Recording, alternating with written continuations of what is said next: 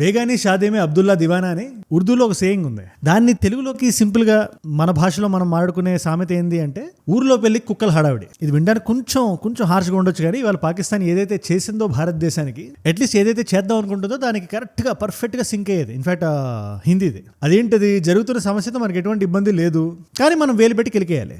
ఇవాళ cricketing world అదే జరుగుతుంది. T20 వరల్డ్ కప్ వస్తుంది కదా, మనందరికీ తెలుసు. 2 సంవత్సరాలకు ఒకసారి వచ్చేదే అది. ఈసారి ఏం జరుగుతుంది, భారతదేశం ఇక్కడ మనం వీఆర్ ద హోస్ట్స్, మనం హోస్ట్ చేస్తున్నాం. 2 దేశాలు ఎక్స్ట్రా చేస్తున్నాయి, ఒకటి బంగ్లాదేశ్, 2 పాకిస్తాన్.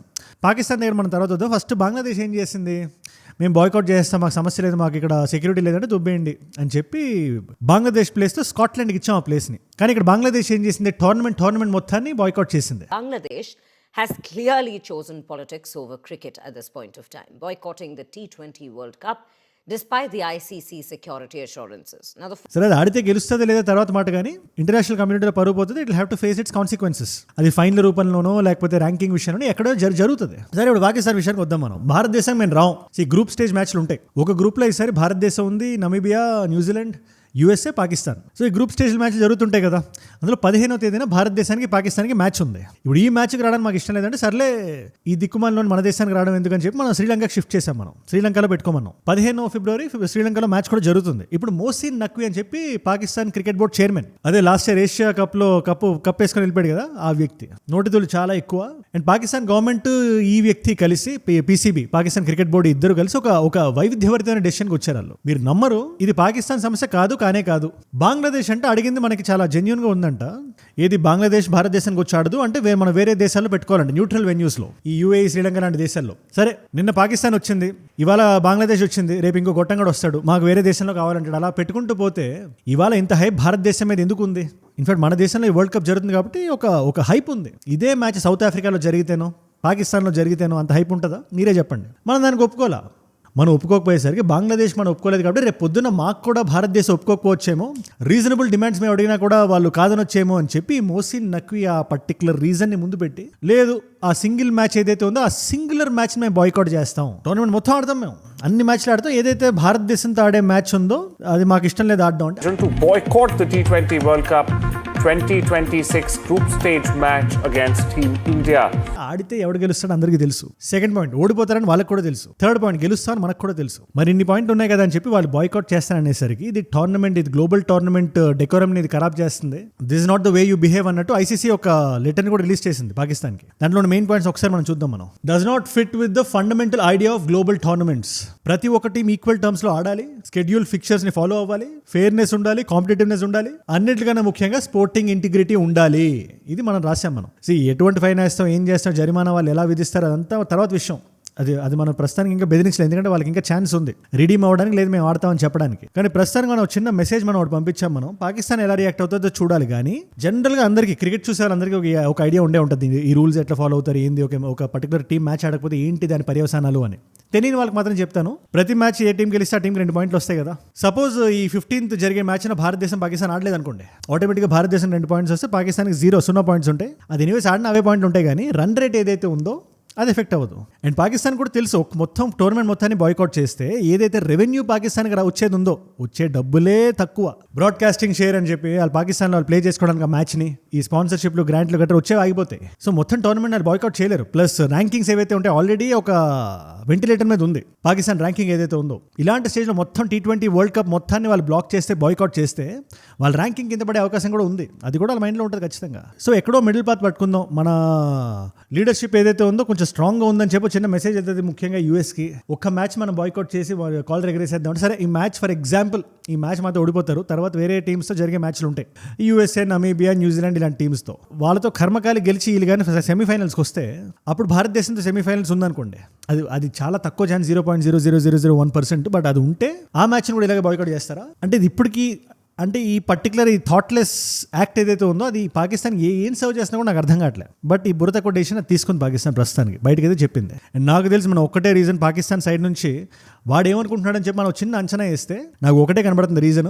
అది చెప్పే ముందు ఒక చిన్న మాట, ఇలాంటి వీడియోస్ ఏవైతే ఉన్నాయో లోకల్గా జరిగే ఇష్యూస్ నుంచి ఇలాంటి ఇంటర్నేషనల్ జియో పాలిటిక్స్ వరకు అందరికీ అర్థమయ్యే భాషలో ఒక 10-15 నిమిషాలు వీడియో చేసి రోజుకు ఒక వీడియో మీ ముందు పెట్టేస్తానండి, ఒక నాలెడ్జ్ పిల్లగా. దాన్ని మీరు మిస్ అవ్వకూడదు అనుకుంటే కింద కనబడే సబ్స్క్రైబ్ బటన్ నొక్కి పెట్టేసుకోండి. అన్నట్టు డైలీ చూస్తున్న వాళ్ళు ఎవరైతే ఉన్నారో, ఈ వీడియోస్ని ఫాలో అవుతున్న వాళ్ళు, మీకు ఈ వీడియో నచ్చింది అని చెప్పడానికి నాకు ఒకే ఏకైక విధం ఈ కింద కనబడే లైక్ బటన్ చాలా గట్టిగా గుద్దడం. కొత్త వాళ్ళు సబ్స్క్రైబ్ చేశారుగా, డన్.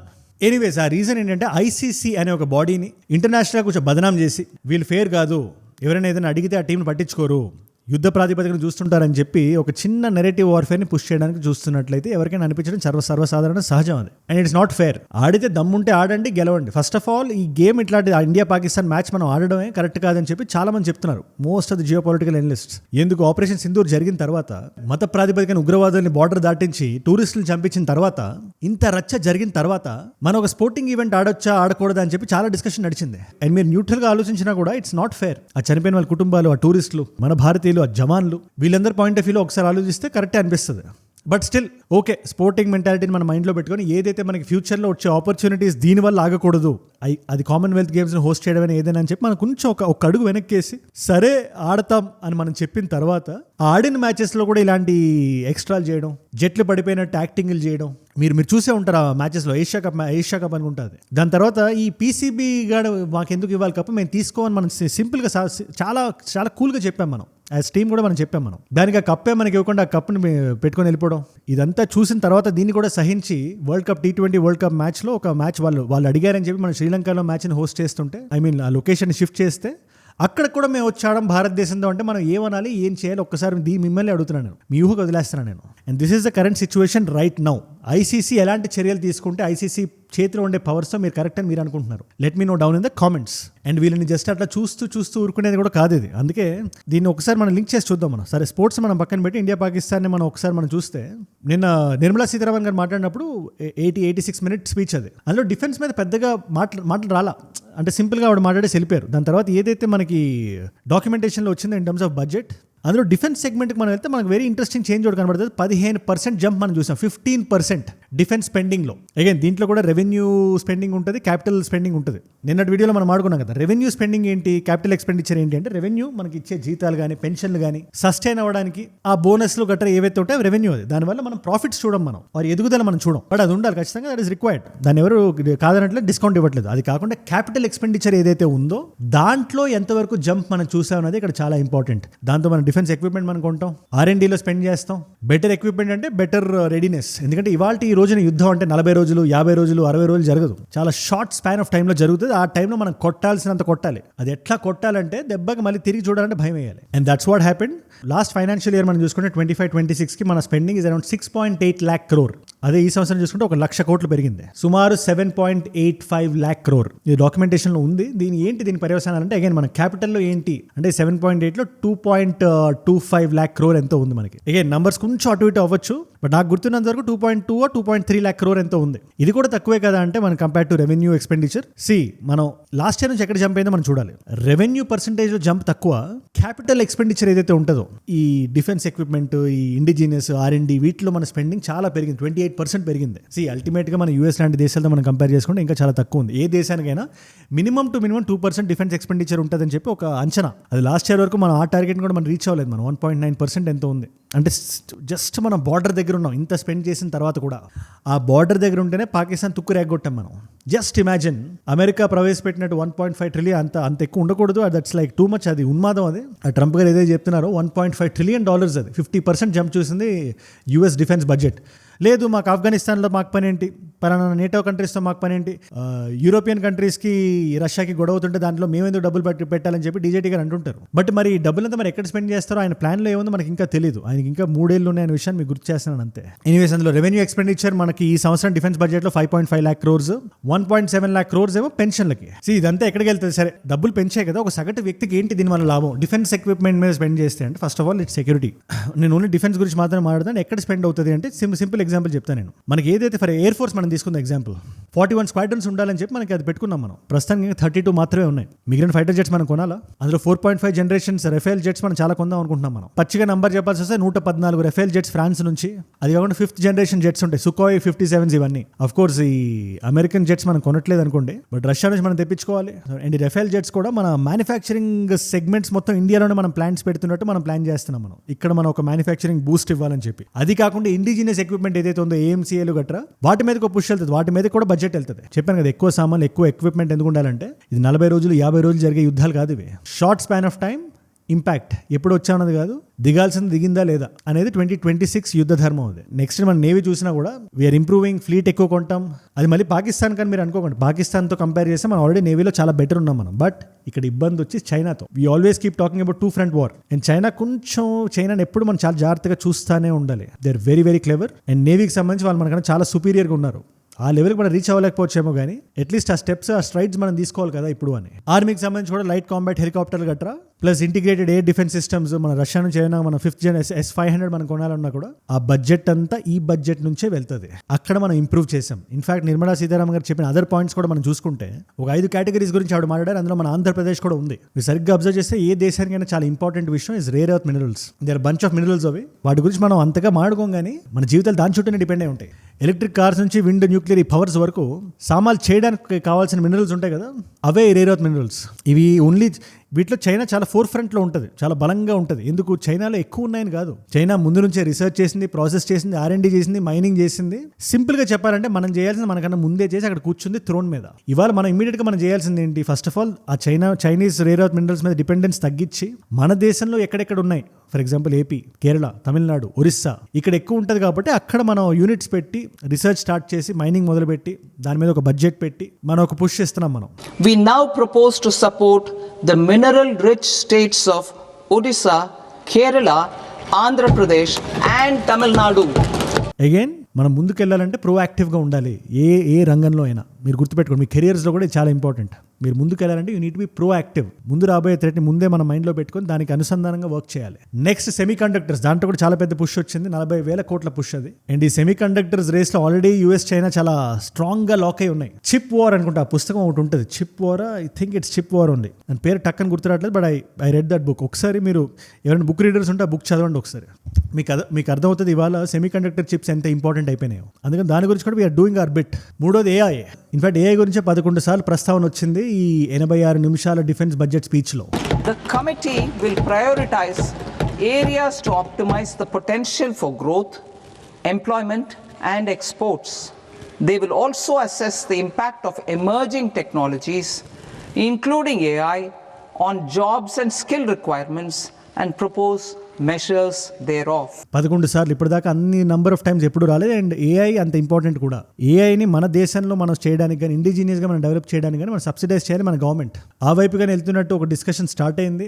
అండ్ ఎవరెవరైతే AIలో ఇన్వెస్ట్ చేస్తారో వాళ్ళకి ట్యాక్స్ బెనిఫిట్స్ ఇస్తున్నట్టు, సబ్సిడీస్ ఇస్తున్నట్టు మాట్లాడారు ఆవిడ. ఇన్ఫాక్ట్ నెక్స్ట్ డేటా సెంటర్స్కి, న్యూక్లియర్ పవర్కి కూడా significant subsidies, tax cuts, tax holidays 2035 వరకు లేదా 2047 వరకు డిఫరెంట్ టైమ్ లైన్స్ వరకు ఎవరెవరైతే ఈ రంగాల్లో పనిచేస్తున్నారో, ఈ రంగాల్లో ఎంప్లాయ్మెంట్ క్రియేట్ చేస్తున్నారో, ఈ రంగాన్ని డెవలప్ చేస్తున్నారు. ఎందుకంటే మన న్యూక్లియర్ పవర్ని మన ఎగ్జాంపుల్గా తీసుకుంటే ప్రస్తుతానికి మనకి కేపబిలిటీ చాలా తక్కువ, 8.6 gigawatts. దాన్ని 100 gigawatts చేద్దాం అని చెప్పి మనకు చాలా ఇన్స్పైరింగ్ అండ్ ఆస్పిరేషనల్ నంబర్ ఒకటి మన మైండ్లో పట్టుకున్నాం మనం దాన్ని. Now let me explain. 1 gigawatt కొన్ని లక్షల మంది ఇళ్ళకి కరెంట్ ఇవ్వగలుగుతుంది, 1 gigawatt. అలాంటిది 100 gigawatts గురించి మనం మాట్లాడుతున్నాం ఇవాళ. ఆస్పిరేషన్ బాగుంది, బట్ దాని ఆచరణ కూడా అంతే ఇంపార్టెంట్గా ఉండాలి, అంతే బడ్జెట్ కూడా వెళ్ళాలి. ఏదో మనం మాట్లాడేసి అంత బడ్జెట్ మనం ఎలొకేట్ చేయకపోతే కరెక్ట్ కాదు అది. సారీ, అందుకని ఈ న్యూక్లియర్ దాని మీద కూడా ఉంది ఒక. అండ్ ఓవరాల్గా మనం ఈ డిఫెన్స్ బడ్జెట్లో ఉండే స్పీచ్ని మనం చూస్తే ఒకటే అనిపిస్తుంది, ఓకే, ఒక ఫ్యూచర్ని మైండ్లో పెట్టుకొని మాట్లాడారు. గ్లోబల్ జియో పాలిటిక్స్లో ఒక పవర్ని మన దగ్గర తీసుకునే విధంగా ఉంది. ఇన్స్టెంట్ రిజల్ట్స్ రాకపోవచ్చు కానీ 100% ఒక చెస్ మూవ్ లాగే అనిపించింది నాకు. దీని మీద మీరే ఉంటారు, ఎక్కడైనా ఇంకా బెటర్ ఉండాల్సింది మీరు ఫీల్ అయి ఉంటారు, కింద కామెంట్స్లో ఖచ్చితంగా రాయండి. అన్నట్టు అసలు విషయం అడగడం మర్చిపోయాను. ఏదైతే మొదలు పెట్టానో పక్కన ఉండే సమస్య మంది అనుకుని పాకిస్తాన్ ఏదో ధర్మయుద్ధం చేసినట్టు బిల్డప్ వేస్తుంది కదా, ఆ మ్యాచ్ 15వ తేదీన ఉంటుంది అనుకుంటున్నారా లేదనుకుంటున్నారా కింద కామెంట్స్ రాయండి. ఉంటే మీరు హ్యాపీగా ఫీల్ అవుతారా, లేకపోతే బెటర్ అనుకుంటున్నారా, పీడ విరగడైంది అనుకుంటున్నారా. ICCని ఫస్ట్ ఇంపీరియల్ క్రికెట్ కాన్ఫరెన్స్ అని పిలిచేవాళ్ళు కదా, ఇవాళ మల్టిపుల్ చాయిస్ క్వశ్చన్, అది ఏ సంవత్సరంలో ఫౌండ్ అయింది? చూడండి, in which year was it founded? Option A is 1909, option B is 1912, option C is 1945, option D is 1971. మీకు సమాధానం తెలిస్తే కింద రండి, తెలుసుకుందాం అనుకుంటే ఇన్స్టాగ్రామ్కి వచ్చేసేయండి. అక్కడ అజయ్ ఫ్రమ్ ఏజుడ్ అని ఉంటుంది, అజయ్ ఫ్రమ్ అని రాస్తే it's verified profile, tick mark ఉంటుంది, 1+ మిలియన్ ఫాలోవర్స్ ఉంటుంది, మీరు టక్ అని వచ్చేయచ్చు. అక్కడ ఇలాంటి వీడియోస్ని రీల్స్లో చూడొచ్చు. నా లైఫ్ నా చుట్టూ ఏమైనా జరుగుతున్నా, నాకు ఏదైనా వీడియో ఐడియా టాపిక్ మీరు ఇద్దాం అనుకున్నా కూడా ఇట్స్ అ గ్రేట్ ప్లేస్. డెఫినెట్గా రండి. అండ్ ఈ వీడియో టాపిక్స్ మీరు ఏదైతే చూస్తున్నారో అక్కడ మీరు ఇచ్చిన సలహాలే ఇవి. సో కమ్ అండ్ ఏజుడ్ గ్లోబల్ అన్ఫిల్టర్డ్ అని we have 2 other channels. Global ఛానల్లో మీ నాన్ తెలుగు ఫ్రెండ్స్కి నా కైండ్ ఆఫ్ వీడియోస్ మీరు షేర్ చేద్దాం అనుకున్నా, అందుకని డెఫినెట్గా వాటిని కూడా సబ్స్క్రైబ్ చేసి పెట్టేసుకోండి. అండ్ మీరు ఇక్కడ దాకా ఈ వీడియోలు వచ్చారంటే ఈ వీడియోస్ మిమ్మల్ని ఆకట్టుకుంటున్నాయి, ఒక వాల్యూ పొందుతున్నారు. Thank you so much for that. మీరు ఇస్తున్న వాచ్ టైం, రిటెన్షన్ ఉంది కదా, ప్రాణం పెట్టి నన్ను పనిచేయడానికి, రోజు నిర్భయంగా నిర్మోహమాటంగా పనిచేయడానికి నన్ను ప్రేరేపిస్తుంది, ప్రోత్సహిస్తుంది. దానికి మీరే నా ప్రేరణ, యువర్ మై ఇన్స్పిరేషన్. ఇన్ఫాక్ట్ మీరు ఇలా డైలీ చూడడం వల్ల ఎంతమంది కొత్త వాళ్ళకి రీచ్ ఉందో తెలుసా? అలాంటి కొత్త వాళ్ళు మీరు కానీ ఉండుంటే, నేను వీడియో పెట్టగానే మీ దాకా రావాలంటే మీరు ఏం చేయాలి? కింద కనబడే సబ్స్క్రైబ్ బటన్ నొక్కి పెట్టేసుకోండి. సబ్స్క్రైబ్ చేశారుగా, డన్. మీకోసం 2 వీడియోస్ పెడుతున్నాను ఇక్కడ. ఈ యూనియన్ బడ్జెట్ గురించి ఏ మాత్రం మీకు క్లారిటీ రావాలన్నా దాని గురించి ఫుల్ వీడియో నేను చేశాను, 18 నిమిషాలు ఉంటుంది. ఆ వీడియో ఇక్కడ ఉంది. లేదు జియో పొలిటికల్గా నేను తెలుసుకుందాం అనుకుంటున్నాను, డీజేటీ గారి గురించి విందాం అనుకుంటున్నానంటే ఆ వీడియో ఇక్కడ ఉంది. మీకు ఏ వీడియో ఇంట్రెస్ట్ ఉంటే ఆ వీడియోని చూడండి. నేను మళ్ళీ మిమ్మల్ని రేపు కలుస్తా. మనందరం కలిసి పెరగాలి, కలిసి ఎదగాలి. Let us all grow together, let us all rise together. Rise above ignorance, rise above arrogance, rise above hate. ఏజుడ్ అంటే మనం. జై హింద్, జై భారత్, జై ఆంజనేయ, ఓం నమః శివాయ.